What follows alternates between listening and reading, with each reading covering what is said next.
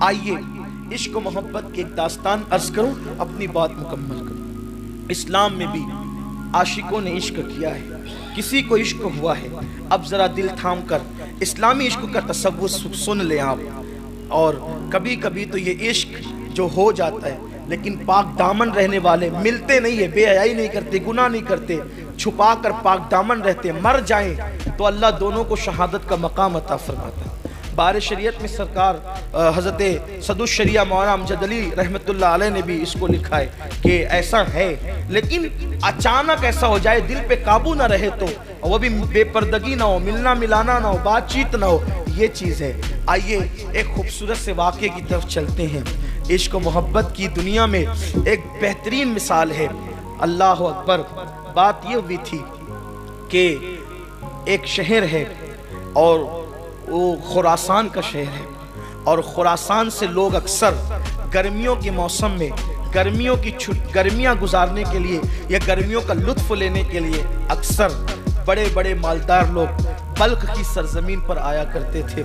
بلخ کی سرزمین نکہتوں کی سرزمین، بلخ کی سرزمین پھولوں کی سرزمین، بلخ کی سرزمین گل و لالہ گزارنے کے لیے اس موسم میں لوگ بلخ آئے تو اس بلخ آنے والوں میں ایک مزدور بھی تھا، اور وہ مزدور ان لوگوں کے ساتھ ہو لیا، اس لیے کہ کبھی کبھی غریب لوگ بھی مالداروں کے ساتھ لطف لینے کے لیے چاہے وہ چل پڑتے ہیں۔ جیسے ہمارے یہاں کشمیر بڑا خوبصورت علاقہ ہے تو لوگ اکثر چھٹیاں گزارنے کے لیے کبھی کوئی کشمیر جاتا ہے، کبھی کوئی لوگ جیسے آج ہمارے یہاں لوگ جاتے ہیں چھٹیاں گزارنے کے لیے، گرمیاں گزارنے کے لیے، گرمیوں کا لطف لینے کے لیے ٹھنڈے علاقوں میں، نینی تال وغیرہ بھی لوگ جاتے ہیں اور بھی علاقوں میں۔ لیکن یاد رکھیں اس پر کوئی ممانعت نہیں ہے، وہاں جا کر کوئی پاپ نہ کرے،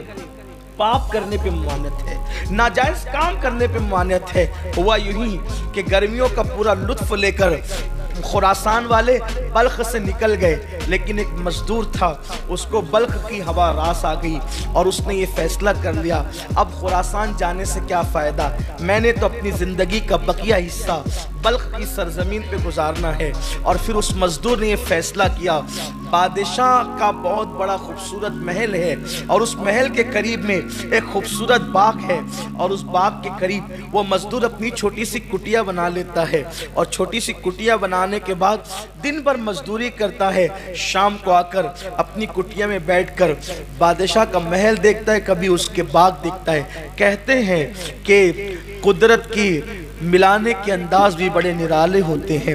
قدرت کے ملانے کے انداز بھی بڑے عظیم اور نرالے ہوتے ہیں۔ اچانک شام ہونے کو قریب تھی اور سورج کی آخری کرنیں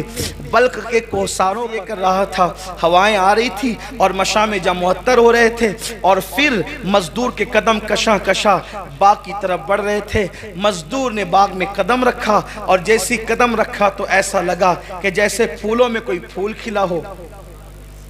پھولوں میں کوئی پھول کھلا ہو، اور پھولوں کا حال یہ ہے کہ وہ کھلتے ہیں تو پھول لگتے ہیں، لیکن وہ پھول اس طرح کھلا تھا کہ وہاں آنکھیں نرگس کے پھولوں کی طرح تھی، وہاں بال سنبل کی طرح تھے، وہاں چال ہرن کی طرح تھی، اور لب جو ہے گل و لالہ کی طرح دعوت نظارہ دے رہے تھے، اور رخسار یوں کھلے ہوئے تھے کہ کہنے والا یوں کہے کہ جیسے ابھی گلاب کی کلیوں نے پتیوں سے اپنے چہرے کو بے نقاب کیا ہے۔ جیسے ہی نگاہیں چار ہوئی بیچارہ غریب قسمت کا مارا،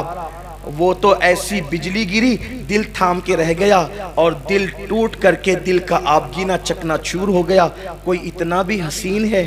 کوئی اتنا بھی خوبصورت ہے، لیکن آنکھیں چار کیا ہوئی تھی قربان، اسلامی تقدس اب تک باقی تھا، نگاہیں چار ہوئی لیکن جھک گئی شرم سے، اللہ دیکھ رہا ہے، مگر بس وہ تو اپنا کام کر چکی تھی۔ ہزاروں تلواروں کے ضربوں سے کسی کو قتل کرنا اتنا آسان نہیں ہوتا جتنا نگاہ کے وار سے قتل کرنا آسان ہوتا ہے۔ تلواروں کا کٹا ہوا ایک مرتبہ آہ کرتا ہے اور ہمیشہ کے لیے ختم ہو جاتا ہے، لیکن کشتہ عشق ہر بار جیتا ہے، ہر بار مرتا ہے۔ تلواروں سے کٹنے والا کفن میں سکون کی نیند سو جاتا ہے، لیکن نگاہوں کا قتیل جو ہوتا ہے وہ ہر لمحہ جیتا ہے، ہر لمحہ مرتا ہے، ہر لمحہ آئے بھرتا ہے۔ نہ نیند نینا، نہ انگ چینا، نہ آپ آئے نہ بھیجی بتیا۔ اللہ اکبر، آنکھیں چار کیا ہوئی، دل ہار بیٹھا، اور پھر دل کا آپ گینا چکنا چور ہوا، بجلی سی گری، اور گرنے کے بعد شہزادی تھی بلخ کی، اور کنیزوں کے جھرمٹ میں تھی وہ، جس کو تھوڑی دیر پہلے میں نے ابھی پھول کہا۔